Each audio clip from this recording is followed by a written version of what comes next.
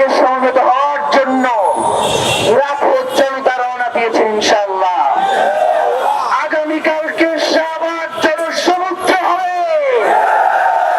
হাদি ভাইকে যারা হত্যা করেছে, এই হত্যার পেছনের কুশীলব সকলকে গ্রেফতার করে বিচারের মুখোমুখি না করা পর্যন্ত এই রাজপথ জনতা ছাড়বে না। পরীক্ষা থাকলে পরীক্ষার সময় পরীক্ষা হবে।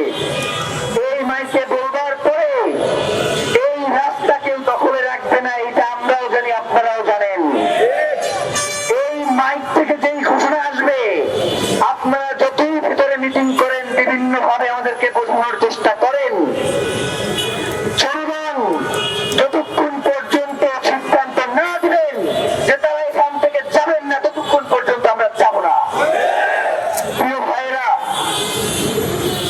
আগামীকাল, পরশুদিন, এর পরের দিন, মানে আমাদের জন্য এখন আর কোনো দিন গণনার সময় নাই।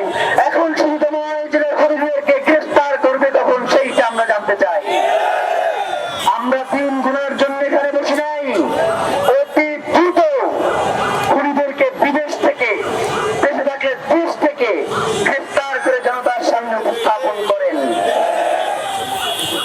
8 দিন, আজকে 9ম দিন শহীদ ওসমান হাদির শাহাদাতের। খুনিদের গ্রেফতার করা লাগবে, খুনিদের, এর বাইরে আর কিছু শুনতে চাই না। প্রিয় ভাইরা, এইখানে যারা অবস্থান গ্রহণ করেছেন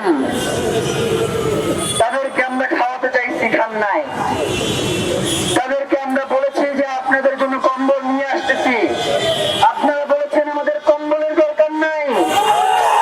আপনাদেরকে বলেছি ত্রিপল নিয়ে আসতেছি, আপনারা বলছেন যে আমরা খোলা রাস্তায় থাকতে কোনো সমস্যা নাই। এই জনতা যদি ওসমান হাদির জন্য থাকতে চায়, আপনাদের কার কি সমস্যা আমরা জানতে চাই।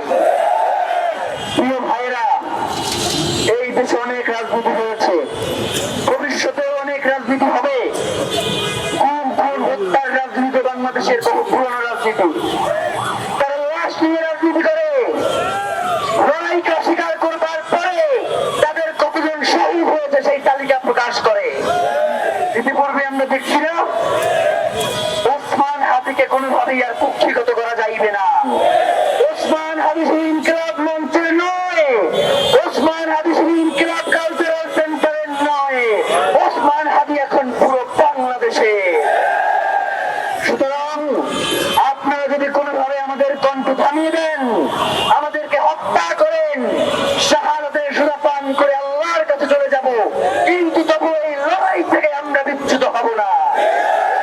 প্রিয় ভাইরা, স্লোগান হবে, কবিতা পড়া হবে, গান হবে, কিন্তু লড়াই থামবে না। আমরা এখানে এসেছি আমাদের দাবি পূরণ করেই আমরা ঘরে ফিরবো ইনশাআল্লাহ।